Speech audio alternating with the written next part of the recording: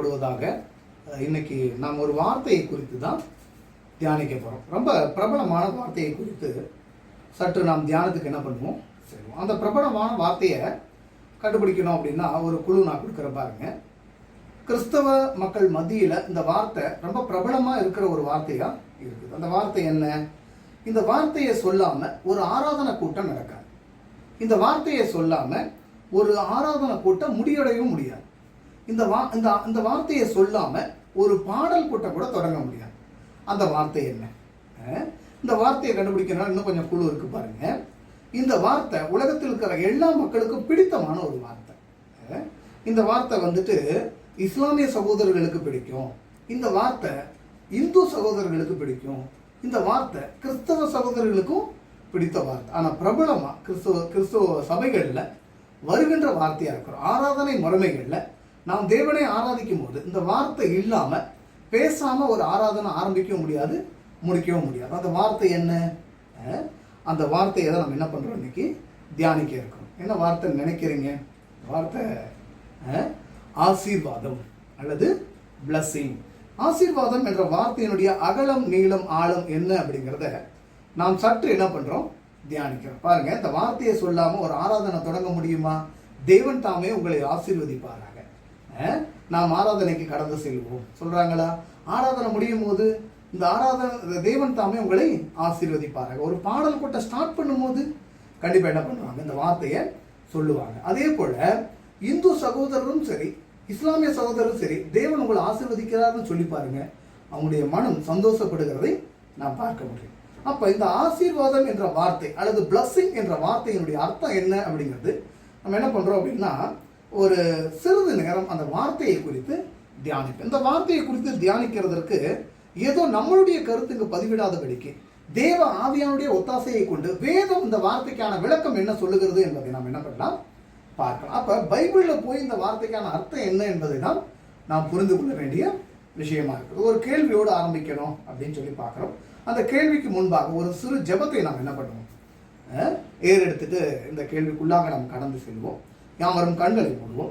இரக்கமும் கிருபையும் தயவு நிறைந்த எங்கள் நல்ல தெய்வமே, இந்த வேலைக்காகவும் நன்றி மனதோடு தோத்தரிக்கிறோம் சாமி. ஆசீர்வதிக்கிற என் தெய்வம், அந்த ஆசீர்வாதத்துடைய அர்த்தம் என்ன என்பதை நாங்கள் கண்டுகொள்ளத்தக்கதாக பரிசுத்த ஆவியானுடைய ஒத்தாசையும் உதவி எங்களுக்கு தேவையை தந்து எங்களை பாதுகாத்து வழிநடத்த வேண்டுமாய் இந்த வார்த்தை எங்களுடைய சொந்த அர்த்தத்தின்படி நாங்கள் புரிந்து கொள்ளாதபடிக்கு வேதம் எங்களோடு பேசத்தக்கதாக பரிசுத்த ஆவியானுடைய நீர் எங்களுக்கு தந்து இந்த வார்த்தையினுடைய அர்த்தத்தை கேட்கின்ற ஒவ்வொரு பிள்ளைகளும் தெளிவாய் புரிந்து கொள்ளத்தக்கதாக என் தெய்வ இரக்கம் பாராட்ட வேண்டுமாய் எங்கள் கர்த்தர் எங்கள் அருமை ரட்சகருமாகிய இயேசு கிறிஸ்துவின் மூலமான தாழ்மையோடு ஜெபிக்கிறோம். ஜெபங்கேலும் பரமபிதாவே, ஆமென். இந்த வார்த்தையினுடைய ஆழ நீளம் என்ன அப்படிங்கிறத பார்க்கலாம்னு சொன்னேன். இந்த ஒரு கேள்வியோடு நம்ம ஆரம்பிப்போம் அப்படின்னு சொல்லி பார்த்தோம். கேள்வி என்ன அப்படின்னா, தேவன் யாரை முதலில் ஆசீர்வதித்தார்? வேதாகமத்தில் சென்று நாம் தேடி பார்ப்போம் அப்படின்னா தேவன் முதலில் யாரை ஆசீர்வதித்தார் அப்படிங்கிற கேள்விக்கான பதில் என்ன இருக்கும்? நான் ஒரு காலத்தில் படிக்கும் போது தேவன் முதல் யார் ஆசீர்வதித்தார் அப்படின்னு பார்க்கும்போது என் மனதில் ஓடின ஒரு விஷயம், அது ஆதாம் ஏவாளை தேவன் ஆசீர்வதித்தார் அப்படிங்கிற விஷயம்தான் நான் பார்த்தேன். சில கிறிஸ்தவ மக்கள்கிட்ட நம்ம கேட்கும்போது, கிறிஸ்தவ சகோதரர்கிட்ட கேட்கும்போது அவங்க சொல்ற ஒரு விஷயம் என்னன்னா, சிலர் ஆதாம்பாங்க, சிலர் ஆபிரகாம் அப்படின்னு சொல்லுவாங்க. ஆனால் வேதம் நம்மளோட பேச விட்டோம்னா நம்முடைய கருத்துக்கள் என்ன பண்ணும்?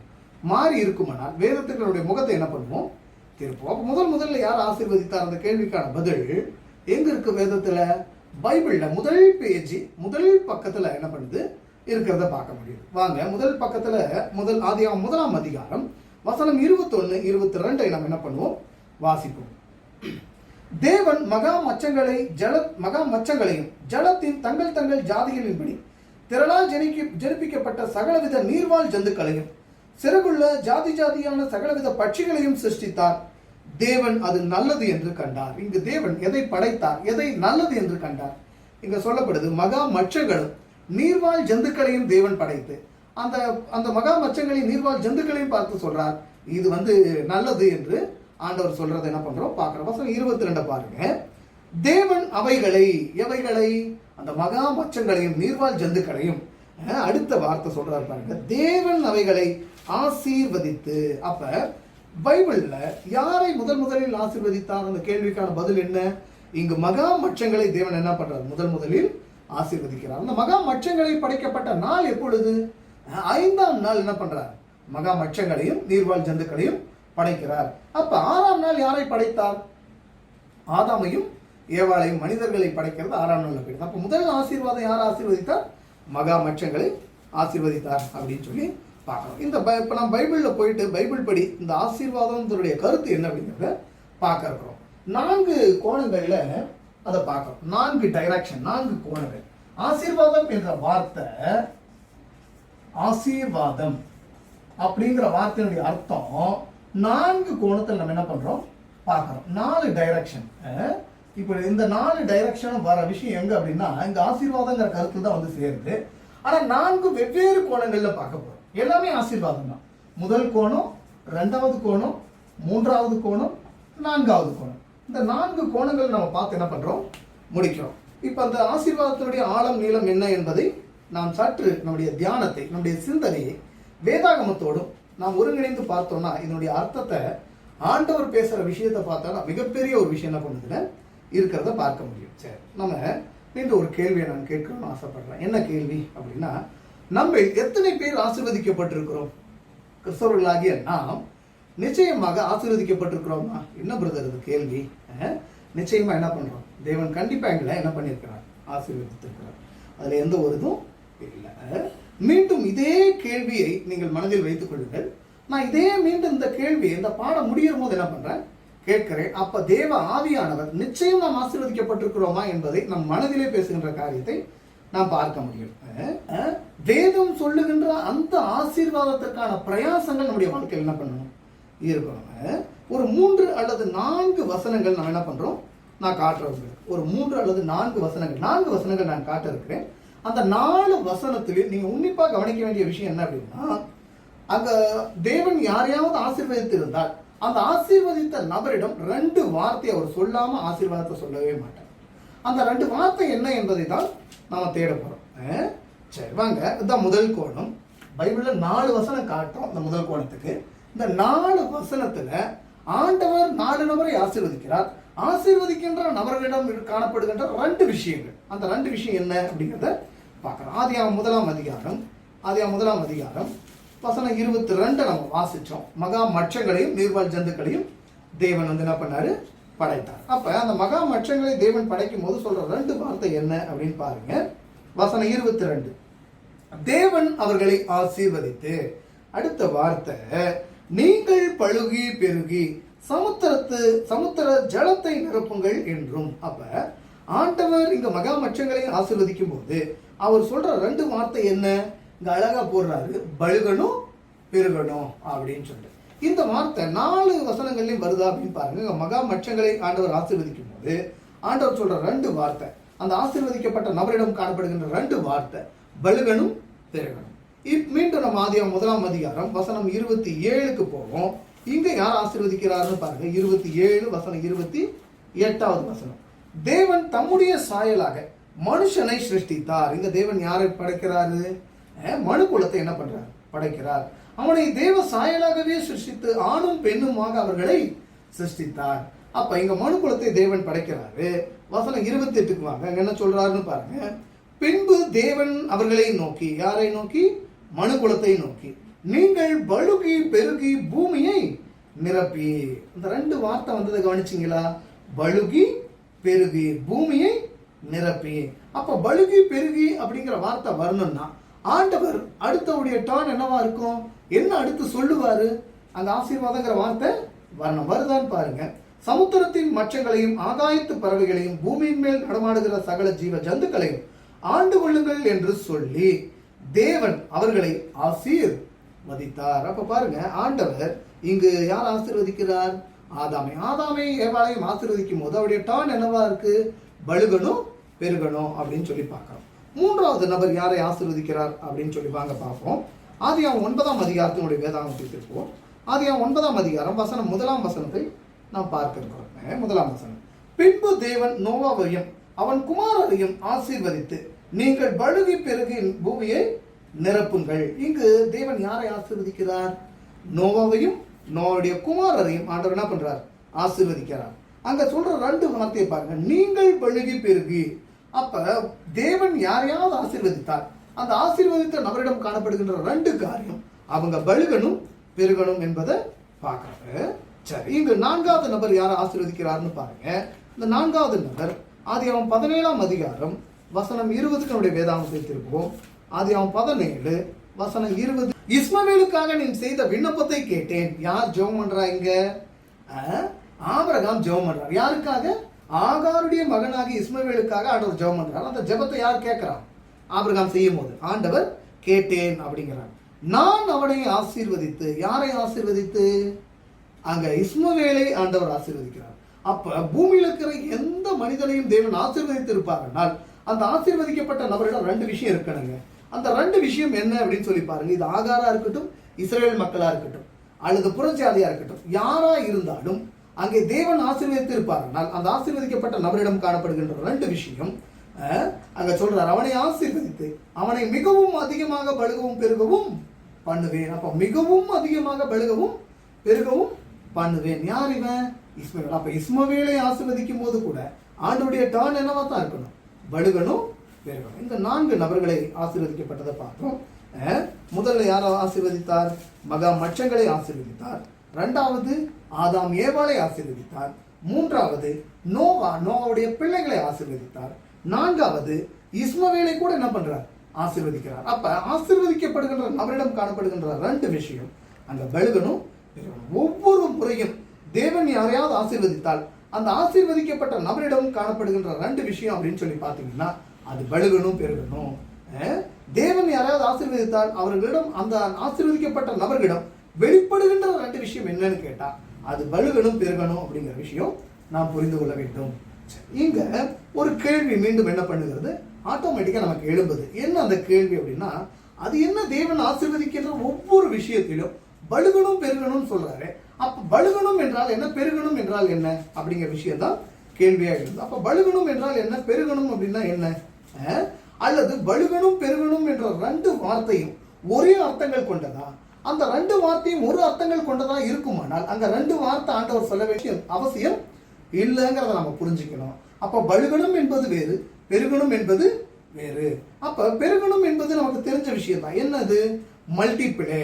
அந்த பெருகணும் என்ற வார்த்தையுடைய அர்த்தத்தை நம்ம எப்படி புரிஞ்சுக்கலாம் அப்படின்னா, என்னுடைய எல்லை பெருக்கம் அடைதல், என்னுடைய வருமானம் பெருகுதல், அல்லது நான் என்ன பண்றேன், என்னுடைய உலக பிரகாரமா இருக்கக்கூடிய என்னுடைய ஆடு மாடு அல்லது என்னுடைய வருமானம், என்னுடைய எல்லை, இது எல்லாம் பெருக்கம் அடைகின்ற விஷயம் தான் அப்படின்னா மல்டிபிளே அல்லது பெருக்கம் அப்படின்னு நம்ம சொல்லலாம். இப்போ கேள்வி என்ன அப்படின்னா, பலுகி என்றால் என்ன, அதை தான் நம்ம என்ன பண்ணணும் புரிஞ்சுக்கணும். அப்ப பாருங்க, தேவன் யாரையாவது ஆசீர்வதித்தால் என்ன செய்யணும் அப்படின்ற விஷயம் தான் பார்க்கறோம். அந்த பழுகணும் அப்படிங்கிற விஷயத்துக்கான தமிழ்ல அர்த்தம் என்ன பண்ணல, சரியா வரல. நீ இங்கிலீஷ் பைபிள்ல போய் வாசித்து பாருங்க.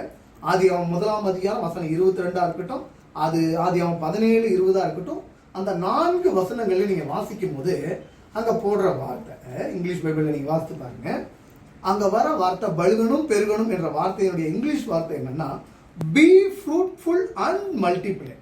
இங்கிலீஷ் பைபிள் வாசித்து பாருங்க, B fruitful and multiply. Multiply என்பது என்னதான், மல்டிப்ளை பெருக்கல் அப்படிங்கிறத நம்ம புரிஞ்சுக்கிறோம். பி ஃப்ரூட்ஃபுல் அது எந்த வார்த்தைக்கு ஒப்பிடப்படுது, அங்க பழுகி என்ற வார்த்தைக்கு வர வார்த்தை என்ன, நாங்க பி ஃப்ரூட்ஃபுல். அப்ப ஃப்ரூட்ஃபுல் அப்படின்னா என்ன அர்த்தம்? ஃப்ரூட் ரொம்ப ஈஸி. ஃப்ரூட்னா என்ன, தமிழ் கரெக்டா டிரான்ஸ்லேஷன் பண்ணினா எப்படி வந்திருக்கிறோம், அங்க பி ஃப்ரூட்ஃபுல் அப்படின்னா அந்த ஃப்ரூட்ன்ற வார்த்தை கனி என்று என்ன பண்ணியிருக்கணும் வந்திருக்கு. அப்ப தேவன் யாரையாவது ஆசீர்வதித்தால் என்ன செய்வாங்களா, கனி கொடுப்பாங்களா. அப்ப பழுகி பெருகின்னா என்ன அர்த்தம், அங்க சொல்றார் தேவன் யாரையாவது ஆசீர்வதிச்சிருந்தா அவங்களுடைய எல்லைகள் மாத்திரம் பெருக்கமா இருக்காதுப்பா, அவங்களுடைய வாழ்க்கையில கனி நிறைந்த வாழ்க்கை என்ன பண்ணும் இருக்கும் என்பதை நாம் புரிந்து கொள்ள வேண்டிய விஷயம். அப்ப உண்மையாகவே ஆசீர்வதிக்கப்பட்ட மக்களின் வாழ்க்கையில் என்ன இருக்கும் அப்படின்னு பார்த்தோம்னா, அவங்க வாழ்க்கையில கனி இருக்கும். என்ன கனி, மாம்பழமா அல்லது வேற ஏதாவது கனியா, என்ன கனி நமக்கு தெரிஞ்ச விஷயம் தான். கலாத்தியர் 5 வசனம் 22, 23 நீங்க எடுத்து வாசித்து பாருங்க. அங்க ஆவியின் கனி அப்படின்னு என்ன பண்ணுது ஆரம்பிக்கிறது. ஆவியின் கனி அப்படின்னு அங்க என்ன பண்ணுது சொல்லப்படுகிறது. அந்த ஆவியின் கனி எத்தனை அப்படின்னு பார்த்தோம் அப்படின்னாக்க ஆவியின் கனி அன்பு, சந்தோஷம், சமாதானம், நீடிய பொறுமை என்ற வார்த்தையை நம்ம பார்க்குறோம். அப்போ ஆவியின் கனி நம்ம வாழ்க்கையில் இருக்கா? நீடிய பொறுமையோடு நம்ம காத்திருக்கிறோமா? அல்லது அன்பு இருக்கா? சமாதானம் இருக்கிறதா? உண்மையாகவே ஆசீர்வதிக்கப்பட்டவங்க வாழ்க்கையில் கனி இருக்குங்க. நீடிய பொறுமையோடு அவங்க என்ன பண்ணுவாங்க? இருப்பாங்க. இதுதான் முதல் கோணம். ரெண்டாவது கோணம் என்ன அப்படின்னு பார்த்தோம் அப்படின்னா, இப்போ பார்த்த பார்வைக்கு அப்படியே எதிர்மறையான பார்வை. அப்படியே எதிர்மறையான பார்வை. அப்போ முதல் விஷயம் என்ன அப்படின்னு சொல்லி பார்த்தோம் அப்படின்னா, இங்க கனி நிறைந்த வாழ்க்கை ஆசீர்வாதங்கிறார்.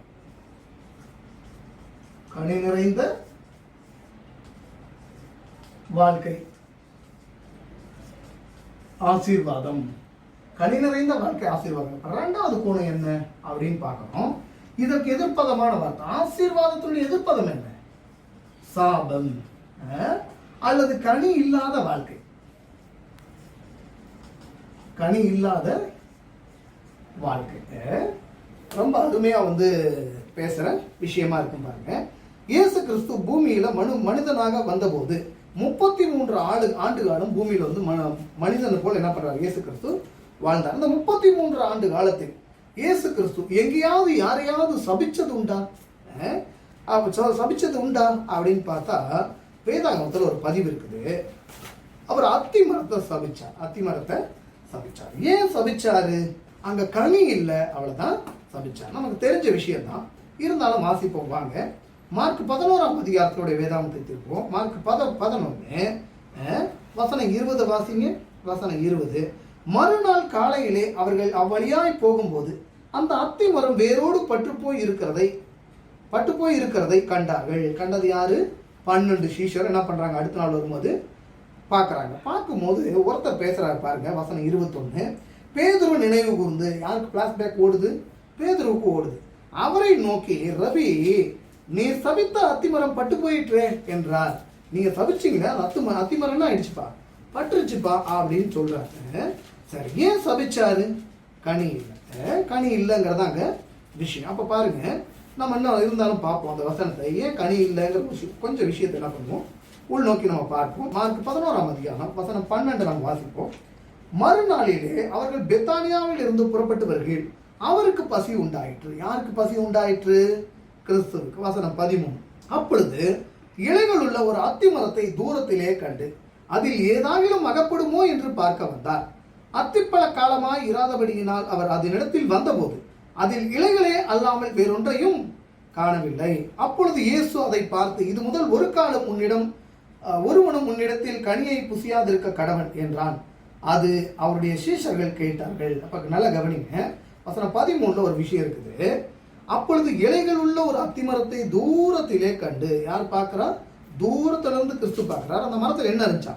இலை இருந்துச்சுன்ற ஒரு விஷயத்த சொல்றார். அதில் ஏதாகிலும் அகப்படுமோ என்று பார்க்க வந்தார். ஏதாவது கிடைக்குமா அப்படின்னு பார்க்க வந்தார். அடுத்து சொல்லப்படுது, அத்திப்பழ காலமா இராதபடியினால் அவர் அதனிடத்தில் வந்தபோது அதில் இலைகளே அல்லாமல் வேறொன்றும் காணப்படவில்லை. நீங்க நல்ல உத்து கவனிங்க. அது என்ன காலம் இல்லையா? அத்திப்பழ காலம் இல்லை. அத்திப்பழ காலம் இல்லாத போது அத்திப்பழத்தை எதிர்பார்க்கலாமா? கிறிஸ்து அத்திப்பழத்தை அங்க எதிர்பார்த்தாரு. அது நியாயமா? மாம்பழ சீசன்ல மாம்பழம் எதிர்பார்க்கலாங்க, அது சீசன் கொடுத்துரும். சப்போட்டா பழ சீசன் சப்போட்டா கிடைக்கும். ஆப்பிள் சீசன்ல ஆப்பிள் கிடைக்கும். அத்திப்பழ சீசன்ல தான் அத்திப்பழம் எதிர்பார்த்திருக்கணும். அது அத்திப்பழ காலமா இல்லையா? ஆனா அங்க என்ன எதிர்பார்த்தார்? கனி எதிர்பார்த்தார். இது நியாயமா? நல்லா உத்து கவனிக்கணும். அங்க இன்னொரு குழு கொடுக்கிறார் ஆண்டவர். அதுல என்ன இருந்துச்சாம்? பழம் இல்லை, ஆனா என்ன இருந்துச்சு? பச்சை பசேல் இலை இருந்துச்சாம். அதான் சொல்றாரு, அத்திமரத்துல துளிர்கள் விடும் பொழுது வசந்த காலம் சமீபமாயிட்டுன்னு அறிஞ்சிக்கங்க. அப்படிங்கிற அர்த்தம் என்ன? அத்திமரத்துல துளிர் விட்டுருச்சுன்னா உங்களுடைய கஷ்டங்கள், பசிக்கான கஷ்டங்கள் போயிடுப்பா, அத்திப்பழம் உடனே காயை கொடுத்துரும் அப்படிங்கிறது தான் அர்த்தம். துளிர் விடும்போதே எதுவும் விடணும், பூவும் பூக்கணும், காயும் காய்க்கணும். உதாரணத்துக்கு நம்ம ஊர்ல எடுத்துக்கிட்டோம் அப்படின்னா, முருங்கை மரத்தை நீங்க பாத்தீங்கன்னாக்க ஒவ்வொரு மரத்துக்கும் ஒரு தன்மை வச்சிருக்கிறார் தெய்வம். உற்று கவனிக்க வேண்டிய விஷயமா இருக்கு. இயற்கையில தேவனுடைய அன்பு என்ன பண்ணும்? வெளிப்படும். ஒவ்வொரு மரத்துக்கும் ஒரு தன்மை இருக்கு. முருங்கை மரத்தை நீங்க பாத்தீங்க அப்படின்னா, இலை இருந்துச்சுன்னா எது இருக்காது? காய் இருக்காது. காய் வந்துட்டா எது இருக்காது? இலை இருக்காது. அத்தி மரத்துடைய தன்மை என்ன அப்படின்னா, இங்க முருங்கை மரத்துல இலை இல்லைன்னா காய் கண்டிப்பா இருக்கும். காய் கொத்து கொத்தா காய்ச்சனா இலை இருக்காது, கீரை கிடைக்காது. நல்லா பாருங்க. அதே மாதிரி அத்திப்பழத்தில் நீங்க போய் பார்த்தீங்க அப்படின்னா இலை வந்துருச்சு அப்படின்னா அந்த இலையோடு சேர்ந்து காய் என்ன பண்ணணும், கொடுக்கணும். அவர் தூரத்துல இருந்து இலையை பார்த்து வரார், என்ன இருந்திருக்கணும், அதுல கனி இருந்திருக்கணும். ஆனா கனி என்ன பண்ணல, இல்ல. இப்ப ஆண்டவர் என்ன பண்றாரு, சபிக்கிறாரு. அப்ப பாருங்க, இந்த இந்த காரியத்தை ஆண்டவர் ஏன் வேதாகமத்தில் பதிவிட்டார்? இதற்கான ஆவிக்குரிய அர்த்தம் என்ன? அத்திப்பழ காலம் இல்லாத போதே ஆண்டவர் என்ன எதிர்பார்த்தார்? அத்திப்பழத்தை எதிர்பார்த்தார். நீங்க சொல்லுங்க, நீங்களும் நானும் வாழுகின்ற காலம் என்ன காலம்? கனி கொடுக்க வேண்டிய காலமா, இல்ல ஆண்டவருடைய வருகை இன்னும் தாமதமாகும் கனி கொடுக்க கூடாத காலமா? புரிஞ்சுக்க வேண்டிய விஷயமா இருக்குது. அங்க ஆவிக்குரிய பாடம் என்ன அப்படின்னு சொல்லி பார்த்தோம் அப்படின்னாக்க, கனி கொடுக்க வேண்டிய காலத்தில் நாம் வாழ்றோம், கடைசி காலத்தில் வாழ்றோம். கனி நிறைந்த வாழ்க்கை வாழ வேண்டிய நாம் இன்னும் கனி கொடுக்கல அப்படின்னா அந்த அத்திமரத்தை போல் தேவன் என்ன பண்ணுவார், சபிக்க வாய்ப்பு இருக்கிறது. அப்ப பாருங்க, ஆதியாகமம் 1ஆம் அதிகாரத்தில் நாம் பார்த்தோம், அங்க கனி நிறைந்த வாழ்க்கை ஆசீர்வாதம் அப்படின்னு சொல்லி பார்த்தோம். இங்க கனி இல்லைன்னா சாபம் அப்படின்னு சொல்லிட்டு பார்க்கிறோம். அப்ப ஆசீர்வாதத்தினுடைய எதிர்பார்த்தா என்னன்னு பார்த்தோம், சாபம்னு பார்த்தோம். இப்ப ஆண்டவர் வந்துட்டு நம்ம பரலோகம் போனோம் அப்படின்னா நமக்கு இருக்க வேண்டிய தகுதி என்ன அப்படின்னு சொல்லி பார்த்தோம்னா, நிச்சயமாகவே ஆசீர்வதிக்கப்பட்ட மக்கள் தான் பரலோகம் போக முடியும். என்ன சொல்ல வரும், கனி நிறைந்த வாழ்க்கை நிறைந்தவர்கள் தான் பரலோகத்துக்கு என்ன பண்ண முடியும், போக முடியும். அப்ப கனி நிறைந்த வாழ்க்கை நம்ம வாழ்க்கையில இருக்கணும் அப்படிங்கிறது தான் ஆண்டவர் எதிர்பார்க்கிறாங்க. அவங்க வெளிப்படுத்தல் 3ஆம் அதிகாரம் வசனம் 8க்கு போவோம் பாருங்க. ரொம்ப அற்புதமான ஒரு வார்த்தை அங்க சொல்றாரு. வெளிப்படுத்தல் 3 வசனம் 8. உன் கிரிகையை அறிந்திருக்கிறேன். ஆண்டவர் சொல்றாரு, நம்மளை பார்த்து சொல்ற விஷயம். உன் கிரிகையை அறிந்திருக்கிறேன், உனக்கு கொஞ்சம் பலன் இருந்தும் நீ என் நாமத்தை மறுதலியாமல் என் வசனத்தை கை கொண்டபடினால், அங்க வார்த்தையை சொல்றாரு, என் நாமத்தை நீ மறுதலியாமல். அது என்ன நாமத்தை மறுதலிக்காம இருக்கிறது? இயேசு கிறிஸ்து தெய்வம் இல்லைன்னு யாராவது சொல்ல முடியுமா? வாயத்திலிருந்து சொல்ல மாட்டேன். அப்ப நாமன்னா என்னங்க, வேற ஏதோ அர்த்தத்தை குறிக்குது. நாமன்னா பெயர்னா என்ன? இன்னும் ஒரு படி நம்ம போய் வேதத்துல பார்த்தோம்னா, பெயர் என்பது குணத்தை குறிக்கிற விஷயம். என் குணத்தை அவன் மறுதலிக்கலப்பா. அடுத்த வார்த்தை சொல்றாரு, எப்படி மறுதலிக்கலையா? என் வசனத்தை கை கொண்டதுனால என் குணத்தை மறுதலிக்க. அப்ப வசனத்துக்கு அவன் என்ன பண்ணுவான், கீழ்ப்படிவா. அப்ப தேவனுடைய வசனத்துல போய் வாசிக்கும் போது தேவனுடைய குணம் அங்க வெளிப்படும். தேவனுடைய குணம் வெளிப்படும் போது அந்த குணத்தை இவன் மற்றொரு பின்னால் என்ன பண்ணுவான், பிரதிபலிப்பான். தேவனுடைய குணம் என்ன? கனி நிறைந்த வாழ்க்கை. அந்த கனி தேவனுடைய குணம், அன்பு, சாந்தம், நீடிய பொறுமை, தயவு, நற்குணம். இந்த ஆவியின் கனி இருக்கு இல்லைங்களா? இந்த ஆவியின் கனி, அந்த ஆவியின் கனி தான் அங்க குணம் என்று நாம் என்ன பண்றோம், பார்க்கிறோம். அப்ப அந்த குணங்கள் இந்த மனுஷனுடைய வாழ்க்கை என்ன பண்ணும், காணப்படும். அப்படி அவன் அந்த குண நிறைந்த வாழ்க்கையை அவன் மற்றொரு மேல் அந்த வசனத்தை கை கொண்டு அடுத்தவங்களுக்கு காண்பிக்கும் பொழுது அவன், ஆண்டவர் சொல்றாரு, என் நாமத்தை அவன் மறுதலியாமல் இருக்கிறான். அந்த மறுதலியாமல் இருக்கிறங்கிற விஷயம் என்ன அப்படின்னா, அவன் கை கொண்டு அநேகருக்கு சாட்சியா இருப்பான் என்பதை சொல்லப்படுகிறது.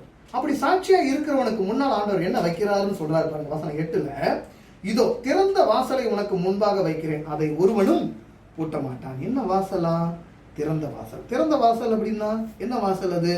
வாங்க மத்த 25ஆம் அதிகாரத்துக்கு வாங்க. அந்த என்ன வாசல் அப்படின்னு சொல்லப்படுது பாருங்க. அந்த கனி நிறைந்த வாழ்க்கை, அந்த ஆசீர்வாதத்தோடு இருக்கின்ற பிள்ளைகள், ஆசீர்வதிக்கப்பட்ட பிள்ளைகள் எங்க வருவாங்க அப்படின்னு சொல்லப்படுது. இங்க சொல்லப்படுது, வாங்க வசனம். அந்த திறந்த வாசல் என்னங்கிறது இருக்கு பாருங்க.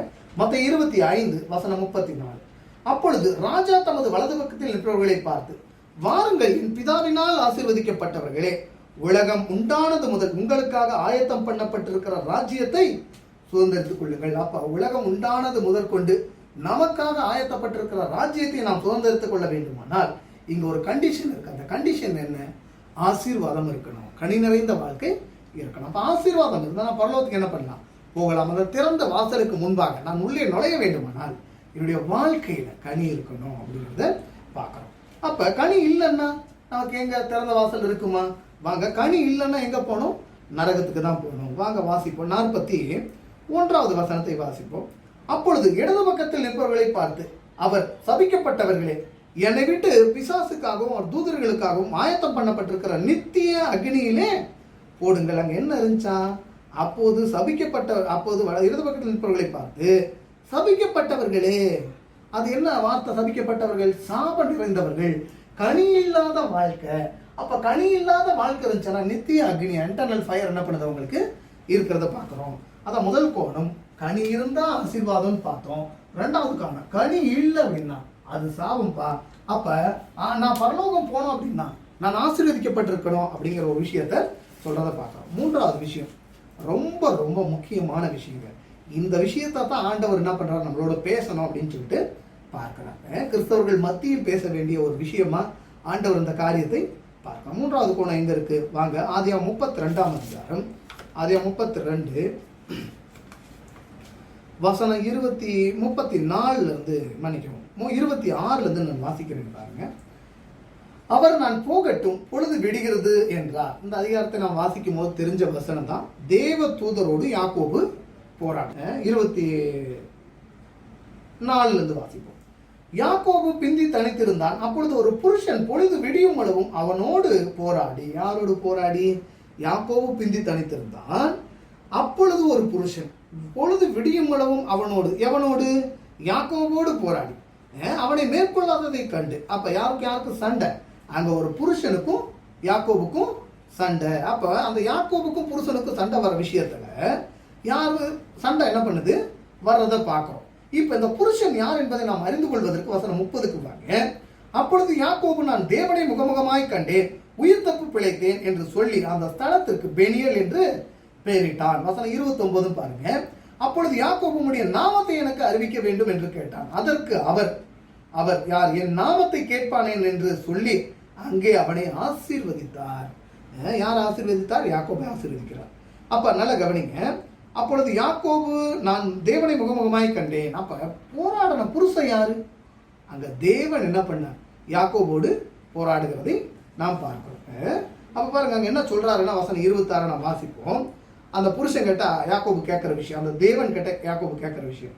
அவர் நான் போகட்டும் பொழுது விடுகிறது என்றார். அதற்கு அவன் நீர் என்னை ஆசீர்வதித்தால் ஒழிய உம்மை போக விடேன் என்றான். அப்ப இங்க யாக்கோபு என்ன கேட்கிறான்? நீங்க என்ன ஆசீர்வதிக்காம நான் உங்களை என்ன பண்ண மாட்டேன், போக விட மாட்டேன் அப்படிங்கிறான். நீங்க நல்லா கவனிங்க. யாக்கோபு இந்த ஆசீர்வாதத்தை கேட்கும் பொழுது எத்தனை பிள்ளைகள் யாக்கோபுக்கு இருந்தார்கள்? எத்தனை பிள்ளைகள்? எத்தனை மனைவி? 4 மனைவிகள். 2 மனைவி திருமணம் பண்ணார். அந்த 2 மனைவி சேர்த்து என்ன பண்ணிட்டாங்க? 2 வேலைக்காரி என்ன பண்ணிட்டாங்க? திருமணம் பண்ணி வச்சாங்க. மொத்தம் எத்தனை மனைவி? 4 மனைவிகள். அப்ப 4 மனைவிகளுக்கு எத்தனை பிள்ளைகள்? 12 பிள்ளைகள். ஆண் பிள்ளையும் ஒரு பெண் பிள்ளை என்ன பண்ணுது பிறக்கிறத நம்ம வேதாகமத்தை பதிவிடுறத பார்க்கலாம். அவனுக்கு ஏதாவது ஆடு மாடு குறைவு இருந்துச்சா? ஏதாவது சொத்து பத்து குறைவா இருந்துச்சா? இந்த சம்பவம் நடக்கும் பொழுது அவன் திரளான ஆடோடு என்ன பண்றான் வரான். ஏசாயாவுக்கு முன்னால தன்னுடைய அண்ணனுக்கு முன்னாள் 34 33 அதிகாரத்தில் வாசித்து பாருங்க. சாரசாரையா ஆடு மாடை அண்ணனுக்கு அனுப்பிச்சு விடுவான். அப்ப இவங்கிட்ட குறைச்சல் இருந்துச்சா? அப்ப நல்லா கவனிங்க. இவனுக்கு ஆடு மாடு குறைவு இருந்ததா? ஆடு மாடை பார்த்து கொள்ள வேலையாட்கள் கம்மியா? அவங்க பிள்ளைகளுக்கு வேலையாட்கள் இருந்தாங்களா? மனைவிக்கு வேலையாட்கள் இருந்தாங்களா? யாக்கோபுக்கு வேலையாட்கள் இருந்திருப்பாங்களா?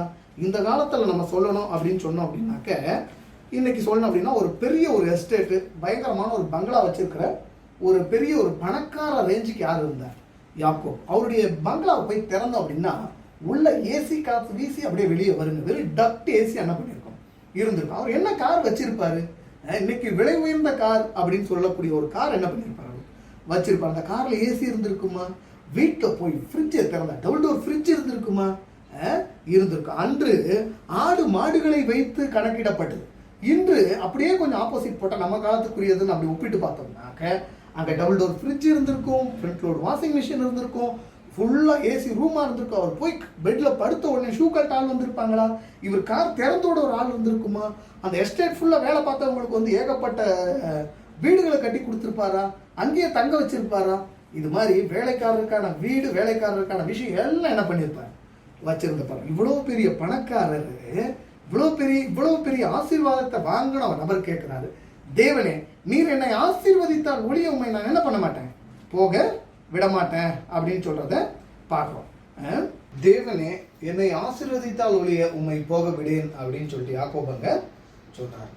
நாங்க இந்த ஆடு மாடு வேணும்னு கேட்டிருக்கிறோம். இந்த ஆடு மாடு இது வேணும், அது வேணும், இதுவெல்லாம் வேணும் அப்படிங்கிறத கேட்குறோம். அந்த ஏசி, அந்த ஃப்ரிட்ஜு, அந்த விலை உயர்ந்த காரு, பங்களா, வேலைக்காரர்கள் அதிகமாக இருக்கணும் அப்படிங்கிறத கேட்குறோம். இங்கே யாக்கோபு ஏதோ வித்தியாசமாக கேட்குற விஷயத்த என்ன பண்ணுறோம் பார்க்குறோம். அப்போ யாக்கோபு கேட்டபோது இயேசு கிறிஸ்து என்ன சொல்லியிருந்திருக்கணும்? தேவன் என்ன சொல்லியிருந்திருக்கணும்? என்னப்பா உனக்கு இவ்வளவு திரளான சொத்துக்களும் எல்லா விஷயத்தையும் நான் கொடுத்துருக்கிறேன். ஆனால் இவ்வளவு திரளான காரியங்களை செய்த போதும் ஆனால் நீ என்னமோ ஆசீர்வாதம் வேணும் அப்படின்னு கேட்குற. அவன் என்ன ஆசீர்வாதத்தை கேட்டானோ அந்த ஆசீர்வாதத்தை ஆண்டவர் என்ன பண்ண மறுக்காம அவன் கேட்ட ஆசீர்வாதத்தை கொடுத்தாரு. யாக்கோபு அவனுக்கு திரளான ஆடு மாடுகள் இருந்தாலும், மனைவி பிள்ளைகள் இருந்தாலும், திரளான வேலைக்காரர்கள் இருந்தார்களும், அதெல்லாம் ஆசீர்வாதம் இல்லப்பா, அதுக்கு மேல ஒண்ணு இருக்கு, அந்த ஆசீர்வாதத்தை எங்களுக்கு தா அப்படின்னு சொல்லிட்டு ஆண்டவர்கிட்ட அவன் கேட்கறான். அவன் கேட்ட ஆசீர்வாதத்தையும் யாக்கோபு ஆண்டவர் என்ன பண்றாரு, அவனுக்கு கொடுக்கிறாரு. அப்ப மெய்யான அந்த ஆசீர்வாதம் எனக்கு தாங்க சாமிங்கிறார். திரளான சொத்து இருக்கலாம், திரளான பண விஷயத்துல எந்த குறைபாடும் இல்லாமல் இருக்கலாம், ஆனா அதுக்கு மேல ஒரு விலை உயர்ந்த ஒரு ஆசீர்வாதம் இருக்கு, அந்த ஆசீர்வாதம் எனக்கு வேணும்னு யாக்கோபு என்ன பண்றாரு, கேட்கிறார். அப்ப யாக்கோபு கேட்ட ஆசீர்வாதத்தை ஆண்டவர் என்ன பண்றாரு, கொடுக்கிறார். யாக்கோபு என்ன கேட்டான், ஆண்டவர் என்ன கொடுத்தாரு, வாங்க ஆதியாகமம் 32 அதிகாரம், ஆதியாகமம் 32 வசனம் 27 பாருங்க. அவர் உன் பேர் என்ன என்று கேட்டார், யாக்கோபு என்றார். வசனம் 28 சொல்றாரு, அப்பொழுது அவர் உன் பேர் இனி யாக்கோபு எனப்படாமல் இஸ்ரவேல் எனப்படும், தேவனோடும் மனிதரோடும் போராடி மேற்கொண்டாயே. அங்க நல்லா கவனிக்கணும், அங்க உன் பேர் என்ன அப்படின்னு கேட்கிறார். கேட்கும் போது இவன் யாக்கோபுங்கிறான். உடனே இவர் என்ன பண்றாரு, இனி உன் பேர் யாக்கோபுன்னாம இஸ்ரவேல் அப்படின்னு சொல்லப்படும் அப்படிங்கிறான். அப்ப இஸ்ரவேல் என்றால் என்ன அர்த்தம் அப்படிங்கிற விஷயம் என்ன பண்ணுது, ஆதியாகமம் 32:28 சொல்லப்படுது பாருங்க. இஸ்ரவேல் எனப்படும், தேவனோடும் மனிதனோடும் போராடி மேற்கொண்டாயே. அந்த வார்த்தை என்ன அப்படின்னா அழகான வார்த்தை, போராடி மேற்கொண்டாயே. மேற்கொண்டாயேன்ற வார்த்தை என்ன சொல்லலாம், ஜெயம் பெற்றவன் அல்லது வெற்றி பெற்றவன் அப்படின்னு சொல்லலாமா? வெற்றி பெற்றவன் அப்படின்னு சொல்றதுல தப்பு எதுவும் இல்லை. அப்ப பாருங்க, இஸ்ரவேல்னா என்ன, ஜெயம் பெறுகிறவன் அல்லது ஜெயம் பெறுகின்ற வாழ்க்கை அப்படின்னு சொல்லலாம். அப்ப யாக்கோபு என்ன ஆசீர்வாதத்தை கேட்டான், திரளான ஆடு மாடு சொத்து பத்து இதெல்லாம் என்ன சாமி, அதுக்கு மேல ஒரு உயர்ந்த ஒரு ஆசீர்வாதம் இருக்கு, அந்த ஆசீர்வாதத்தை தாங்க அப்படின்னு கேட்கறான். அந்த ஆசீர்வாதத்தை ஆண்டவர் கொடுக்கிறார். அப்ப ஆண்டவர் கொடுத்த அந்த ஆசீர்வாதம் என்ன அப்படின்னா அது ஜெயம் பெறுகின்ற காரியம் என்பதை நாம் பார்க்கிறோம். இப்ப உண்மையாக ஆசீர்வதிக்கப்பட்டவங்க வாழ்க்கையில என்ன இருக்கும் அப்படின்னா கனி இருக்கும் அப்படின்னு சொல்லி பார்த்தோம். ரெண்டாவது என்ன பார்த்தோம், கனி இல்லைன்னா என்ன, சாபம், அது ஆசீர்வாதம் இல்லாத ஒரு வாழ்க்கை அப்படின்னு சொல்லி பார்த்தோம். இங்கு யாக்கோபுடைய விஷயத்துல எதை ஆசீர்வாதம்னு ஆண்டவர் சொல்றாரு, இங்க சொல்றாரு ஜெயம் பெறுகின்ற வாழ்க்கை, ஜெயம் பெறுகின்ற வாழ்க்கை என்ன சொல்றாரு, ஆசீர்வாதம் அப்படின்னு சொல்றத பார்க்கணும்.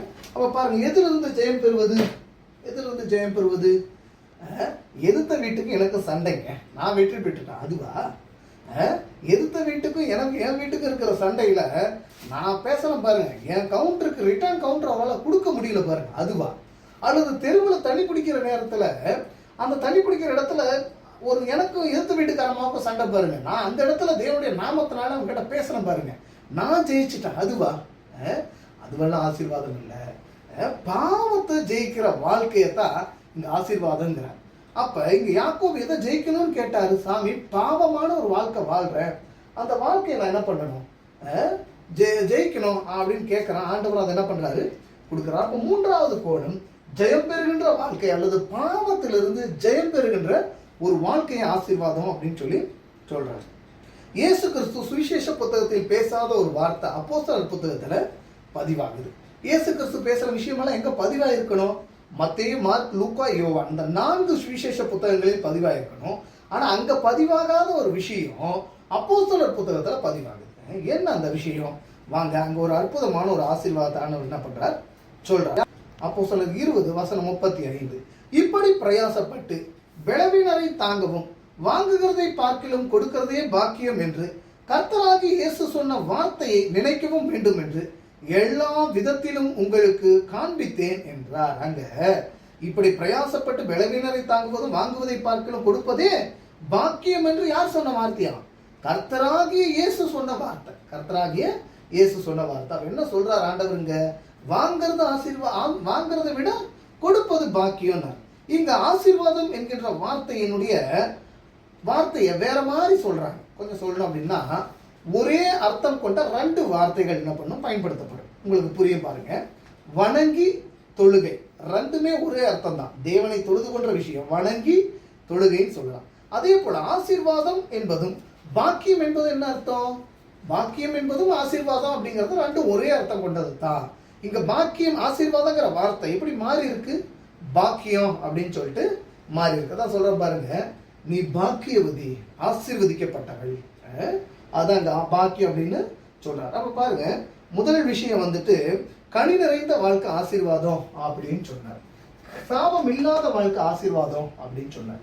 மூணாவது, பாவத்திலிருந்து ஜெயம் பெறுகின்ற ஆசீர்வாதம் அப்படின்னு சொன்னார். நாலாவது கோணத்துல ஆண்டவர் சொல்ற ஒரு விஷயம் என்ன அப்படின்னா, வாங்கிறது ஆசீர்வாதமா, கொடுக்கறது ஆசீர்வாதங்கிறாரு. இங்க எது ஆசீர்வாதங்கிறாரு? கொடுக்கிறது ஆசீர்வாதங்கிறார். கொடுக்கிற விஷயம் ஆசீர்வாதம் அப்படின்னு சொல்றத பார்க்கணும். அப்ப வாங்குவது ஆசீர்வாதமா, கொடுப்பது ஆசீர்வாதமா? கொடுக்கறது தான் ஆசீர்வாதம். கொஞ்சம் யோசிப்போம் இந்த விஷயத்த. சம்பள கவரை வாங்குறோம், அதை வாங்கிறது ஆசீர்வாதமா, அல்லது அதுல இருந்து சில நோட்டுகளை, சில முத்தான மணிகளை தேவனுக்குரிய ஊழியத்திற்காக அல்லது தேவனுடைய காரியத்திற்காக நம்ம கொடுக்குறோமே, அது ஆசீர்வாதமா? ஆண்டவரே தோத்திரம்பா அப்படின்னு சொல்லிட்டு கவரை வாங்குறோம் பாருங்க, நான் ஆசீர்வதிக்கப்பட்டவனா? அல்லது கவரை வாங்கி அந்த கவர்ல இருந்து சில முத்தான முத்துக்களை தூக்கி அப்படி ஆண்டவருடைய பாவத்தை நான் வைக்கிறேன் பாருங்க, 10ல் 1 பரமனுக்குரியது, அது ஆசீர்வாதமா? வாங்குவதை வைத்து ஆசீர்வாதத்தை கவுண்ட் பண்றோமா, அல்லது கொடுக்கறத வச்சு ஆண்டவர் ஆசீர்வாதத்தை கவுண்ட் பண்றோமா? ஆண்டவரே நான் போன வருஷம் 10,000 சம்பளம் வாங்கினேன் சாமி, இந்த வருஷம் நான் 1 லட்சம் சம்பளம் வாங்குறேன் அப்படின்னு கவுண்ட் பண்றது ஆசீர்வாதமா? அல்லது ஆண்டவரே போன வருஷம் நான் 500 ரூபாய் டைத் வச்சேன், இந்த வருஷம் நான் 1000 ரூபாய் டைத் வைக்கிறேன் சாமி அப்படிங்கிறது ஆசீர்வாதம்? இது ஆசீர்வாதம் நினைக்கிறீங்க? அப்ப ஆண்டவர் என்ன கேட்கிறாரு? இதோ டைத்துங்கிற விஷயம் இல்லைங்க, கொடுக்கிற மனசு இருக்கா உங்களுக்கு? கொடுக்கிற மனசு இருந்தா அது ஆசீர்வாதம் அப்படின்னு சொல்லி பார்க்கிறாரு. அப்ப ஒரு நபர் கிட்ட ஆண்டவர் ஒரு நாள் கேட்டாரு, நீ உன் பிள்ளை எனக்கு கொடுத்துட முடியுமாப்பா அப்படின்னு சொல்லி கேட்கும்போது அவனும் ஒரு பிள்ளை என்ன பண்றாரு? கொடுத்தார். அவர் ஆசீர்வதிக்கப்பட்டாரா இல்லையா? நிச்சயம் என்ன பண்ணார்? ஆசீர்வதிக்கப்பட்டார். யார் இந்த நபர்? ஆபிரகாம். அது இது பாருங்க, இது பணம் சம்பந்தப்பட்ட விஷயம் மாத்திரமல்ல, ஆண்டவர் உங்களிடம் எதையாவது திரும்ப திரும்ப கேட்கிறாரு அப்படின்னா அந்த கேட்கிற விஷயத்தை நாம் கொடுக்க மறுக்கிறோம் அப்படின்னா நான் ஆசீர்வதிக்கப்பட்டவனா? நம்ம ஆசீர்வதிக்கப்பட்டவங்களா? அது ஆசீர்வாதம் இல்லை அப்படிங்கிறார். ஏதோ பணம் சம்பந்த விஷயம் அப்படிங்கிறது இல்லை. மீண்டும் பார்க்கிறோம், ஒரு நாளைக்கு ஒரு மனுஷனுக்கு ஆண்டவர் எவ்வளவு கொடுத்திருக்கிறார்? 24 மணி நேரம் கொடுக்கிறார். அப்ப 24 மணி நேரத்துல ஒரு நாளைக்கு ஒரு நபர் எவ்வளவு டைத் கொடுக்கணும்? 24 ஹவர்ஸ்ல 10ல் 1 கொடுக்கணும் அப்படின்னா 20 மணி நேரத்துக்கு 2 மணி நேரம் யார்கிட்ட கொடுக்கணும்? ஆண்டவர் கொடுக்கணும். 4 ஹவருக்கு 40 நிமிஷம், ஏறக்குறைய 2.25 மணி நேரம் யார் கொடுத்துடணும்? ஆண்டவருடைய பாதத்துல உங்க நேரத்தை செலவிடணும். செலவிட்டு இருக்கிறோமா? அந்த நேரத்தை கொடுப்பதற்கு உங்களுக்கு மனசு இருக்கா? அப்படி நான் கொடுத்தேன் அப்படின்னா நான் உண்மையிலே என்ன பண்ணுவேன்? ஆசீர்வதிக்கப்பட்டிருப்பேன். ஜெயம் பெறுகின்ற வாழ்க்கையை நான் வாழ்ந்திருப்பேன். கனி நிறைந்த வாழ்க்கையை வாழ்க்கையில வந்திருக்கும். அப்ப கனி நிறைந்த வாழ்க்கை வரல அப்படின்னா நான் ஆண்டவருக்கு ஏதோ ஒரு குறைய வச்சிருக்கிறேன்னு தான் அர்த்தம். என்ன குறை? நீங்க 10ல் 1 பரமனுக்குரிய தசமமாகத்தல்ல, உங்களுடைய நேரத்தை வேதத்தோடும் அல்லது தேவனோடு செலவிடுறோமா? நாம் அவ்வாறு செலவிட்டோம் அப்படின்னா நிச்சயம் நான் என்ன பண்ணுவேன்? ஆசீர்வதிக்கப்பட்டிருப்பேன். ஆண்டவர் ஒன்றை கேட்கும் பொழுது, திரும்ப திரும்ப கேட்கும் பொழுது நான் யோசிச்சுட்டே இருக்கிறேன்னா உண்மையிலேயே நான் ஆசீர்வதிக்கப்பட்டவனா அப்படின்னா நிச்சயம் ஆசீர்வதிக்கப்பட்டவன் இல்லை. அது என்னவனா இருக்கட்டும், நம்முடைய குணங்களை கூட சம்டைம்ஸ் என்ன பண்ணுவார்னா கொடுத்திருப்பாங்க. குணம் வேண்டாம் உனக்கு, வேதத்தை வாசிக்கும் போது நம்ம கிட்ட கேட்பார், அது எத்தனையோ குணம் இருக்குது, இது ஒரு குணத்தை கொடுத்துரு, நான் ஏதாவது இது பண்ணி நான் உன்னை காப்பாற்றணும்னு பார்க்கறேன் அப்படிங்கிறார். அப்ப நம்ம அந்த குணத்தை கொடுத்துடுறோமா? ஆகவே உண்மையாக ஆசீர்வதிக்கப்பட்டவங்க என்ன கொடுப்பாங்க அப்படின்னா கனி கொடுப்பாங்க. என்ன கனி? ஆவியின் கனி அவங்க வாழ்க்கையில இருக்கும். அந்த ஆவியின் கனி ஏதாவது ஒண்ணு நம்ம வாழ்க்கையில வெளிப்படுதா? அல்லது அந்த கனிகள் பூ பூத்து காய் காய்த்து கனி ஆகிறதுக்குள்ள அந்த கனி அழுகி கீழே விழுந்துருதான்? வாழ்க்கை இப்படி இருக்கு. சோ ஆண்டவர் நிச்சயம் அந்த கனியை எதிர்பார்த்து காத்துட்டு இருக்கிறார். ஒரு நாளாவது என் பிள்ளை அந்த கனியை அழுக விடாம காலம் பூரா அந்த கனியை தன்னுடைய வாழ்க்கையில் வைத்துக் கொள்ளும் அப்படிங்கிற நம்பிக்கையோட என்ன பண்றார்? காத்திருக்கிறார். நான் ஆசீர்வதிக்கப்பட்டேன் அப்படின்னு சொல்லிட்டு இன்னைக்கு எதை வச்சு இன்னைக்கு எடை போடுறேன்? நான் எதை வச்சு கவுண்ட் பண்றேன்? நான் என்னுடைய கிரெடிட் கார்டா, என்னுடைய ஏடிஎம் கார்டா, அல்லது என்னுடைய பேங்க் பேலன்ஸா, என்னுடைய சொத்து விவரமா, இல்ல அல்லது என்னுடைய டேலண்டா, என்னுடைய திறமையா? என்னுடைய திறமையினால் அநேக காரியத்தை நான் சம்பாதித்தேன் அப்படின்னு சொல்றோமா? அதெல்லாம் ஆசீர்வாதம் இல்லை. நீ உண்மையிலே நாம் ஆசீர்வதிக்கப்பட்டிருக்கிறோம் அப்படின்னா என்ன இருக்கணும்? கனி இருக்கணும். ஆண்டவருடைய குணம் என்ன பண்ணணும்? நமக்கு இருக்கணும் என்பதை நாம் மறந்து விடக்கூடாது. அப்ப பாருங்க, உண்மையா ஆசீர்வதிக்கப்பட்டவங்க வாழ்க்கையில கனி இருக்கும். கனி இல்லைன்னா என்ன அர்த்தம் அப்படின்னா, அது அந்த அத்திமரத்தை போலத்தான்.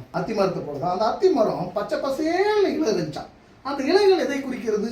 அந்த இலைகள் எதை குறிக்கிறது? ஆன் டைம் 9 மணிக்கு நான் சர்ச்சுக்கு போயிடுவோம் பாருங்க. சர்ச்சு சாங் சர்வீஸ்ல அவ்வளவு ஆராதனை, அவ்வளவு துல்லியமா, அவ்வளவு கவனத்தோட நான் பாடுவோம் பாருங்க. அதெல்லாம் சரிதான், தப்பு ஒன்றும் கிடையாது. பைபிள் வாசிக்கிறதுலயோ, வேத காரியத்திலயோ, அல்லது காலையில் எந்திரிச்சு 4 மணிக்கு எந்திரிச்சு ஜெபம் பண்ற விஷயத்திலயோ எல்லாம் சரியா வந்துடும். இன்னும் ஒரு படி எக்ஸ்ட்ரா சொல்லணும் அப்படின்னா, என் விஷயத்தை நான் ஒப்பிட்டு சொல்லணும் அப்படின்னு சொல்லி பார்த்தேன்னா, ரொம்ப அருமையா நான் வந்து சாங் சர்வீஸ் பாடுவேன். ரொம்ப சூப்பரா என்ன பண்ணிடலாம், பிரசங்கம் பண்ணிடலாம். ரொம்ப சூப்பரா ப்ரொஜெக்டரை போட்டு தானியேல் வெளிப்படுத்தல் எல்லாத்தையும் விளக்கத்தை கொடுத்துடலாம். பைபிள் டு பைபிளுக்கான விளக்கம் கொடுத்துடலாம். அதெல்லாம் சரிதான்ப்பா, ஆனா அதுக்கு மேல ஒண்ணு இருக்குது அப்படின்னு ஆண்டவர் அதுக்கு மேல ஒண்ணு தேட பாக்குறாரு.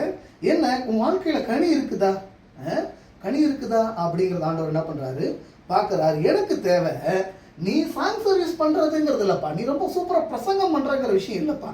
உன் வாழ்க்கையில கனி இருக்கா? எங்கப்பா போச்சு அந்த கேரக்டர்? என் குணம் எங்க போச்சு? அந்த குணம் தான்ப்பா எனக்கு வேணும். உன் குணம் மாறி இருக்கா அப்படிங்கறத ஆண்டவர் என்ன பண்றாரு கேட்கிறாரு. இதைத்தான் யாக்கோபு கேட்ட. ஆண்டவரே, என் குணம் மாறணும் சாமி.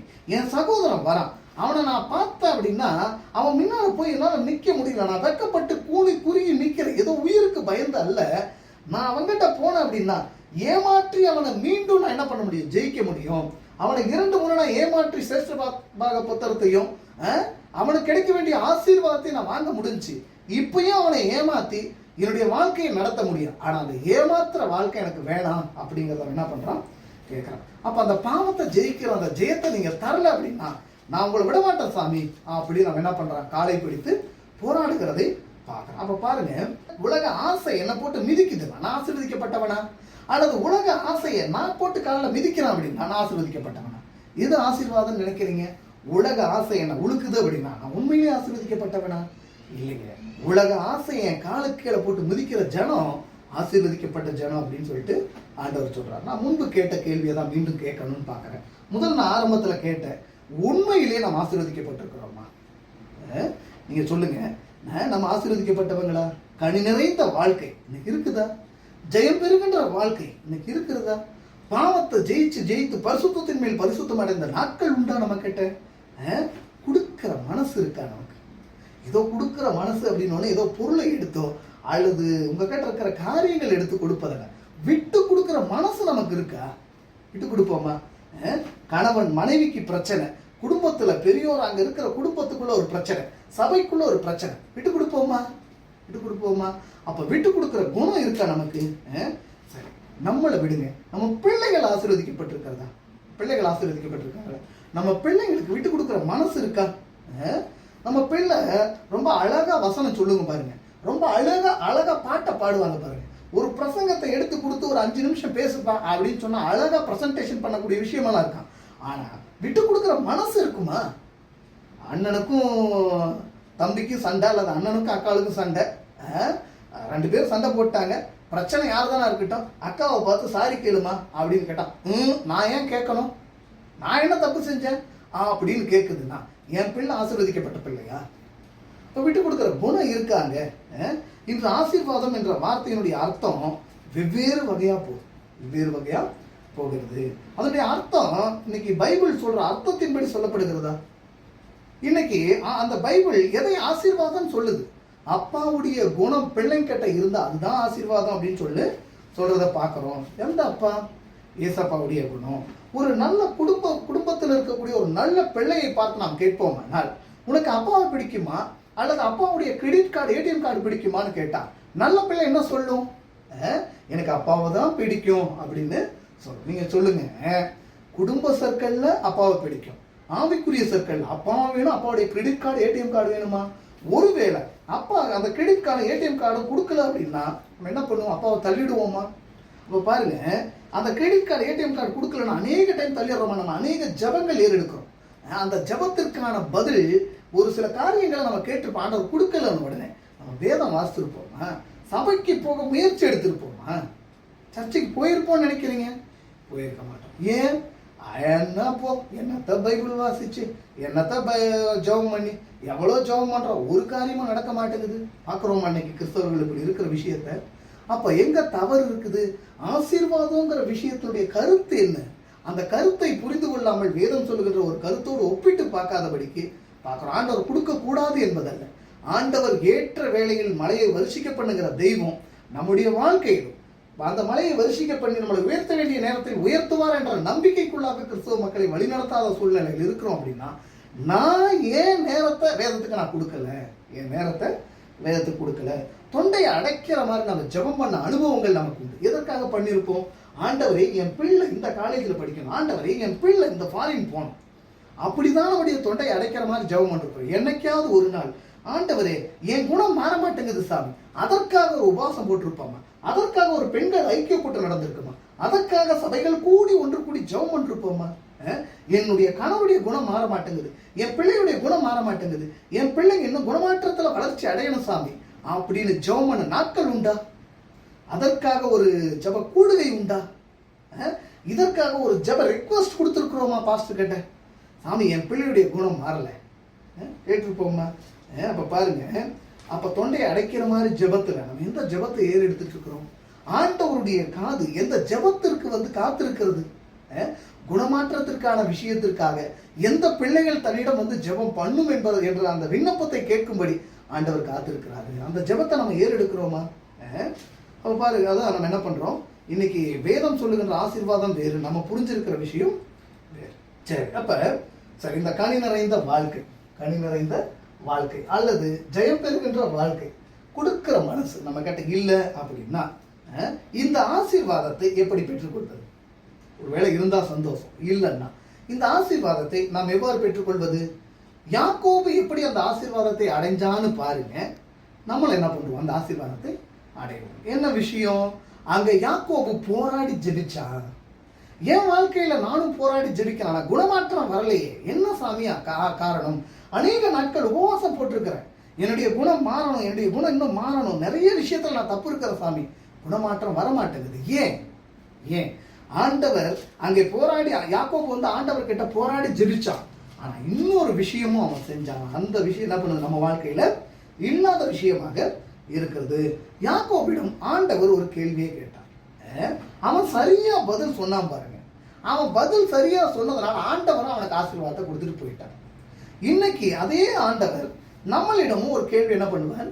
கேட்பார். அந்த கேள்விக்கான பதில் நீங்க சரியா கொடுத்துட்டீங்க அப்படின்னா உங்களையும் ஆண்டவர் ஆசீர்வதிக்க சித்தம் கொண்டு இருக்கிறார் அப்படிங்கிறத நாம் மறந்து விடக்கூடாது. யாக்கோபிடம் ஆண்டவர் கேட்ட கேள்வி என்ன? வாங்க ஆதியாகமம் 32 வசனம் 27 நாம் வாசிப்போம். ஆதியாகமம் 32 வசனம் 27. அவர் உன் பேர் என்ன என்று கேட்டார். யாக்கோபு என்றான்.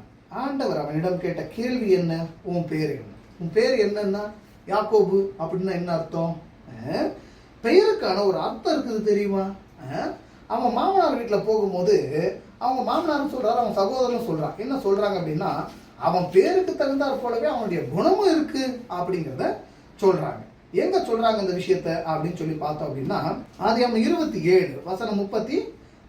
அப்பொழுது அவன் பெயர் யாக்கோபு எனப்படுவது சரியல்லவா? இதனோடு 2 தரம் என்னை மோசம் போக்கினான். யார் சொல்றான்? அவன் சகோதரன் சொல்றான். ஏசா 2 டைம் என்ன மோசம் போக்கினார். அங்க ஆண்டவர் கேட்டார், உன் பேர் என்ன அப்படின்னு கேட்டதுடைய அர்த்தம் என்ன? உன் குணம் என்னப்பான்னு கேட்டார். உன் குணம் என்ன? அவன் கரெக்டா சொன்னான், என் பேரு யாக்கோபு அப்படின்னு. அப்படின்னா என்ன அர்த்தம்? ஏமாற்றுக்காரன், எத்தன். உன் பேர் என்ன அப்படின்னு கேட்கும் போது யாக்கோபு 2 கையை தூக்கிட்டான். 1 நம்பர் ஃப்ராடு சாமி. என்ன மாதிரி உலகத்துல ஃப்ராடு பண்ற நபர் உலகத்துல எவனுமே இருக்க மாட்டான்.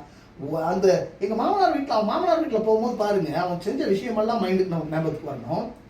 வெள்ளை ஆடு கருப்பு குட்டி போடணுமா? எந்த தலையை வெட்டி போட்டா அது கருப்பு குட்டி போடும். அல்லது கருப்பு ஆடு வெள்ளை குட்டியை போடணுமா? எந்த தலையை வெட்டி போட்டா அது வெள்ளை ஆடு போடும். அப்ப எதை எப்படி செய்யணும், யார்கிட்ட எந்த பிசினஸ் எப்படி செஞ்சா லாபம் வரும், 500 ரூபா பொருளை எடுத்து அது 5000க்கு விற்கக்கூடிய திறமை கூட யார்கிட்ட உண்டு? நம்ம கிட்ட உண்டு என்பதை நாம் பார்க்கிறோம். அப்ப பாருங்க, ஆண்டவர் தான் சொல்றாரு, யாக்கோபு சொல்றான், ஆண்டவரே 1 நம்பர் ஃப்ராடு சாமி. யார்கிட்ட எப்படி பேசினா காரியம் சாதிக்க முடியும் அப்படிங்கிறது எனக்கு தெரியும் சாமி.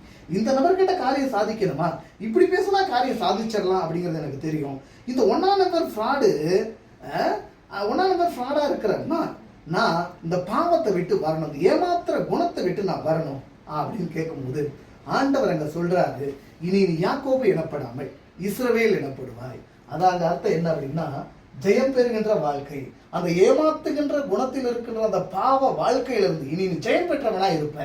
ரெண்டு விஷயம் செஞ்சுப்பா, மனுஷனோடையும் தேவனோடும் போராடி நீ என்ன பண்ண, மேற்கொண்டுட்ட அப்படிங்கிறத அங்க ஆண்டவர் சொல்றத பார்க்கிறோம். அதே போல இந்த ஆடியோவை பார்க்கிற அனைத்து நபர்களையும், இந்த வீடியோவை பார்க்கிற அனைத்து நபர்களையும், இந்த செய்தியை கேட்கின்ற ஒவ்வொரு சகோதரரையும் தேவன் பார்த்து கேட்கிற ஒரு விஷயம் என்ன அப்படின்னா, உங்க பேர் என்ன, உங்க பேர் என்ன என்னன்னு புரியுதா, உங்களுடைய குணம் என்ன அப்படின்னு ஆண்டவர் கேட்கிறார். உங்களுடைய குணம் என்ன நீங்க சொல்லிட்டீங்கன்னா, அன்று யாக்கோபை ஆசீர்வதித்த தேவன் இன்று உங்களை ஆசீர்வதிக்க இந்த இடத்துக்கு என்ன பண்ணிருக்கிறார், வந்திருக்கிறார். நீங்க சொல்லுங்க, உங்களுடைய குணம் என்ன? ஒருவேளை என்னுடைய குணம் எனக்கு தெரியாம இருக்குமோ, என் குணம் எனக்கு தெரியல போல, உங்க பேர் என்ன அப்படின்னு ஆண்டவர் கேட்கிறாரு. உங்க பேரை நீங்க சரியா சொல்லிட்டீங்க அப்படின்னா உங்களையும் இன்று ஆசீர்வதிக்க ஆண்டவர் சித்தம் கொண்டிருக்கிறார். அப்போ உங்க பேர் என்ன அப்படின்னு கேட்டா உங்க குணம் என்ன அப்படிங்கிறது அர்த்தம். உங்களுடைய குணம் என்னன்னு உங்களுக்கு தெரியலையா, உங்க குணம் என்னன்னு உங்களுக்கு தெரியல அப்படின்னா நாம் ஆண்டவரிடம் போய் கேட்கும் பொழுது ஆண்டவர் நிச்சயம் அந்த குணத்தை வெளிப்படுத்துவாரா, வெளிப்படுத்துவார். ஒண்ணும் இல்லைங்க, நம்மளுடைய பலவீனம் இது. மீண்டும் மீண்டும் சாத்தான் நம்மளை எங்க விழ வைக்கிறான், அதுதான் நம்ம பேர், அதுதான் நம்ம குணம். நாம் எந்த பாவத்தில் மீண்டும் மீண்டும் விழுந்துட்டே இருக்கிறோம், அதுதான் என்னுடைய பலவீனம், என்னுடைய பெயர் என்பதை நாம் புரிந்து கொள்ள வேண்டும். அப்ப பாருங்க, நான் சொல்றேன் என் பேர் என்னங்கிறது நான் சொல்றேன், உங்களுக்கு புரியும். என் பேரு முன்கோபக்காரன் சாமி, முன்கோபக்காரன். ஊசி பட்டாசு மாதிரி பட்டு பட்டு என்ன பண்ணுவேன், நான் வீட்டுல வெடிப்பேன். சில நாள் ஊசி பட்டாசா வெடிப்பேன். அந்த ஊசி பட்டாசு ஒரு நாள் அணுகுண்டா என்ன பண்ணும், வெடிக்கும். என்னுடைய குணமே கோவப்படுறது தான் சாமி. என்னுடைய குணம் ரொம்ப சீரியல் பார்க்கும் சாமி. என் பேரு ரொம்ப யூடியூப்ல போய் தேவையில்லாத விஷயமெல்லாம் பார்த்துட்டு உட்காந்துட்டு இருக்கும் சாரி சாமி, இதுதான் என்னுடைய பேர். இந்த பாவத்திலிருந்து நான் வெளியே வரணும் அப்படின்னு கேட்கிற ஒவ்வொரு நபர்களையும் என்ன பண்றார், தேவன் ஆசீர்வதிக்க சித்தமா இருக்கிறார். என் பேரு குறை கூறுறதுதான் சாமி என்னுடைய பேர். அந்த குறை கூறுற குணத்திலிருந்து நான் வெளியே வரணும் அப்படின்னு கேட்கும் பொழுது ஆசீர்வாதத்தை என்ன பண்றார், கொடுக்கிறதை நாம் பார்க்க முடியும். அப்ப மெய்யான ஆசீர்வாதம் என்றால் என்ன, குணமாற்றம் தான் மெய்யான ஆசீர்வாதம். பாவத்தை ஜெயிக்கிற வாழ்க்கை தாங்க மெய்யான ஆசீர்வாதம். இந்த மெய்யான ஆசீர்வாதத்துல இருந்து நம்ம அந்த மெய்யான ஆசீர்வாதத்துக்கு நாம் வர வேண்டும் என்பது யார் விரும்புகிறார், தேவன் விரும்புகிற விஷயமாக இருக்கிறது. அப்ப பாவத்திலிருந்து ஜெயிப்பதுதான் ஆசீர்வாதம் அப்படின்னு சொல்லி பார்க்கிறோம். அதுதான் மெய்யான ஆசீர்வாதம் அப்படிங்கிறத பார்க்கிறோம். ஏன் இந்த பாவத்திலிருந்து ஜெயிக்கிற ஜெயத்தை அல்லது அந்த வாழ்க்கையை ஏன் என்னால வாழ முடியல, ஏன் என்னால வாழ முடியல, அல்லது அந்த பாவத்திலிருந்து ஜெயிக்கின்ற ஜெயத்தை கிறிஸ்து கொடுக்கலையா அல்லது கொடுக்க மறுக்கிறாரா? வாங்க, என்னாகும் 24:1, இஸ்ரவேலை ஆசீர்வதிப்பதே கர்த்தருக்கு பிரியம் என்று பிழையாம் கண்டபோது. அப்ப இஸ்ரவேலை ஆசீர்வதிப்பது யாருக்கு பிரியமா, ஆண்டவருடைய பிரியமா. இஸ்ரவேல் யாரு, ஆவிக்குரிய இஸ்ரவேலர்கள் ஆகிய கிறிஸ்தவர்களை ஆசீர்வதிப்பதுதான் ஆண்டவருக்கு பிரியம். அப்ப ஆசீர்வாதம்னா என்ன, பாவத்திலிருந்து ஜெயம் பெறுகின்ற வாழ்க்கையை கொடுக்கிறது தான் ஆண்டவருடைய பிரியம் என்று என்னாகும் 24:1 நாம் பார்க்கிறோம். அப்ப ஏன் இன்னும் நான் பாவத்தை ஜெயிக்க முடியல, ஏன் என்னால் இன்னும் பாவம் ஜெயிக்க முடியல? அப்ப பாருங்க, பைபிள் இன்னொரு வசனத்தையும் நான் வாசிக்கலாம் அப்படின்னு ஆசைப்படுறேன். யோவான் 17:17, உம்முடைய சத்தியத்தினாலே அவர்களை பரிசுத்தமாக்கும். உம்முடைய வசனமே சத்தியம். அப்ப நல்லா கவனிக்கணும், உம்முடைய சத்தியத்தினாலே அவர்களை பரிசுத்தமாக்கும். அப்ப நான் என்னை பரிசுத்தப்படுத்துறது எது, சத்தியம். அப்ப சத்தியம் எங்க இருக்குது, உம்முடைய வசனத்துல இருக்கு அப்படின்னு சொல்றாரு. அப்ப நான் பரிசுத்தமாகணும்னா சத்தியத்தை அறிஞ்சிக்கணும். அப்ப சத்தியத்தை அறினா எங்க போகணும், பைபிளுக்கு போகணும். அப்ப பைபிளை வாசித்தா நான் என்ன பண்ணுவேன், பரிசுத்தம் அடைவேன். அப்ப பைபிள நான் வாசிக்கும் போது பரிசுத்தம் அடைவேன் அப்படின்னா நாம எத்தனை வருஷத்த கிறிஸ்தவர்கள், ஏறக்குறைய 12 வருஷத்த கிறிஸ்தவன், நான் 8-10 வருஷத்த கிறிஸ்தவன். அப்ப 10 வருஷத்த கிறிஸ்தவனாகிய நான் ஒரு வருஷத்துக்கு ஒரு டைம் நான் ஒரு வருஷம் பைபிள் வாசிச்சிருந்தா எவ்வளவு வருஷம் ஆயிருக்கணும், 12 வருஷம் பைபிள் வாசிக்கிறேன்னா எவ்வளவு பரிசுத்தம் அடைஞ்சிருக்கணும், எவ்வளவு பாவமான வாழ்க்கையை நான் ஜெயிச்சிருக்கணும். ஏன் என்னால ஜெயிக்க முடியும், ஏன் என்னால ஜெயிக்க முடியல? அதான் பாருங்க, பைபிள் முழுக்க வாசிச்சாலும் பைபிள் புரிய மாட்டேங்குது. பைபிள் சொல்றது 2 விஷயம் தான் சொல்லுது. ஆதியாகமம் முதல் நீ வெளிப்படுத்தல் வரை நீங்க எடுத்து பாருங்க. அங்கே சொல்லப்படுகின்ற விஷயம் ரெண்டு விஷயம் தான் என்ன பண்ணுது, சொல்லப்படுது. என்ன அந்த 2 விஷயம்? ஏன் பாவத்துல இருந்து ஜெயிக்க முடியல அப்படின்னா, பைபிள வருஷம் முழுசு நம்ம வாசிக்கிறோம். வாசிச்சு அந்த 2 விஷயத்தை நம்ம புரிஞ்சுக்கிறோம். அந்த 2 கருத்தினுடைய வாழ்க்கையில் என்ன பண்ணேன், நான் புரிந்து கொள்ளாமல் இருக்கிறேன். 12, 14 வருஷமா நான் கிறிஸ்தவனா இருக்கிறேன். சிலர் 30 வருஷ கிறிஸ்தவர்களா இருக்கிறோம். ஆனா எதை புரிஞ்சுக்கல? நான் பைபிள் சொல்ற 2 விஷயத்தை புரிஞ்சுக்கல. அந்த 2 விஷயம் என்ன அப்படின்னா, ஏன் பாவத்தை உங்களால ஜெயிக்க முடியல, ஏன் நம்மளால பாவத்தை ஜெயிக்க முடியல? அந்த 2 விஷயம் தான் பாவத்தை ஜெயிக்கிறதுக்கான பலனே கொடுக்குது. என் பாவம் என்ன செய்யும் அப்படிங்கிற விஷயத்தை என்ன பண்ணல, நாம் இன்னும் புரிஞ்சுக்கல. இந்த 2 விஷயம் பைபிள் முழுக்க இருக்குது. ஆனா கதை சம்பவத்துல ரொம்ப நுணுக்கமா பேசுற அதிகாரம் அப்படின்னு பாத்தீங்க அப்படின்னாக்க, அது நியாயாதிபதிகள் 13ஆம் அதிகாரம் 14ஆம் அதிகாரத்தை நம்ம போனோம் அப்படின்னா, இந்த 2 அதிகாரத்துல ஒரு சம்பவம் கதை வடிவில் இருக்குது. அந்த விஷயத்தை புரிஞ்சிட்டோம் அப்படின்னா பாவத்தை நம்ம ஜெயிச்சிடலாம். இன்னொரு விஷயம் என்ன பைபிள் பேசுற விஷயம் அப்படின்னா, 2 சாமுவேல் 11ஆம் அதிகாரம் 12ஆம் அதிகாரம் தாவீதுடைய கதை சம்பவத்துல இன்னொரு விஷயத்தை ஆண்டவர் பேசுறாரு. அந்த சம்பவத்துல நான் பார்த்தேன்னா, தாவீது விஷயத்துல நம்ம போய் பார்த்தோம் அப்படின்னாக்க, என்னுடைய பாவம் அங்க என்ன பண்ணுங்கிற விஷயத்த கண்டுபிடிச்சிடலாம். அப்ப பாருங்க, பைபிள் முழுக்க பேசுறது அந்த 2 விஷயம் தான் பேசப்படுது. அந்த 2 விஷயம் கதை சம்பவ வடிவத்துல, ஒன்று நியாயாதிபதிகளிலும், இன்னொன்று 2 சாமுவேல் அதிகாரம் தாவீதுடைய சம்பவத்திலும், சிம்சோன் சம்பவத்திலும் கதை வடிவில் இருக்குது. அந்த 2 விஷயம் தான் நீங்க பைபிள் எங்க வேணாலும் நீங்க பாருங்க, அதை மாத்தி மாத்தி அதனுடைய கருத்து என்ன பண்ணுவார், பேசுவார். அப்ப என் பாவம் என்ன செய்யும் என்கின்ற விஷயம் தான் ஆதியாகமம் முதல் வெளிப்படுத்தல் வர இருக்கிற விஷயத்த இருக்குதுங்க. அடுத்த பாடமே என்ன அப்படின்னா, இந்த விஷயத்த என்ன பண்றோம், பார்க்கிறோம். ஏன் என்னுடைய பாவத்தை ஜெயிக்க முடியல, அல்லது ஜெயம் பெறுகின்ற வாழ்க்கை, பாவத்தை மேற்கொள்ளுகின்ற வாழ்க்கைய ஏன் என் வாழ்க்கையில வரல அப்படின்னா, எனக்கு 2 சம்பவம் புரியல. அந்த 2 சம்பவம் என்ன, வாங்க நம்ம அடுத்த வீடியோவில் அதை பார்ப்போம். தேவன் தாமே நம் ஒவ்வொருவரையும் ஆசீர்வதிப்பாராக. ஆமென். ஒரு சிறு ஜெபத்தை நாம் ஏறெடுப்போம். இரக்கமும் கிருபையும் தயவும் நிறைந்த எங்கள் நல்ல தெய்வமே, இந்த தியானம் உங்களுடைய சமூகத்திற்கு ஏற்றதா இருக்கட்டும் சாமி. கேட்கின்ற ஒவ்வொரு பிள்ளைகளையும் நீர் மெய்யான அந்த ஆசீர்வாதத்திற்குள்ளாக கடந்து வரும்படியாகவும், அந்த பிள்ளைகள் அந்த மெய்யான சத்தியத்தை அறிந்து வேத தியானத்திற்காக தன்னுடைய நேரத்தை செலவிடத்தக்கதாக தேவரீர் உங்களுடைய பரிசுத்த ஆவியானவரை கொண்டு தொடர்ந்து அந்த பிள்ளைகளோடு பேசி ரட்சிப்பின் ராஜ்யத்திற்குள்ளாக நாங்கள் எல்லோரும் பரலோகம் வந்து சேரும்படி என் தெய்வ இரக்கம் பாராட்ட வேண்டுமாய் எங்கள் கர்த்தரங்கள் அருமை ரட்சகருமாகி இயேசு கிறிஸ்துவின் மூலமான தாழ்மையோடு ஜெபிக்கிறோம். ஜெபங்கேளும் பரமபிதாவே. ஆமென்.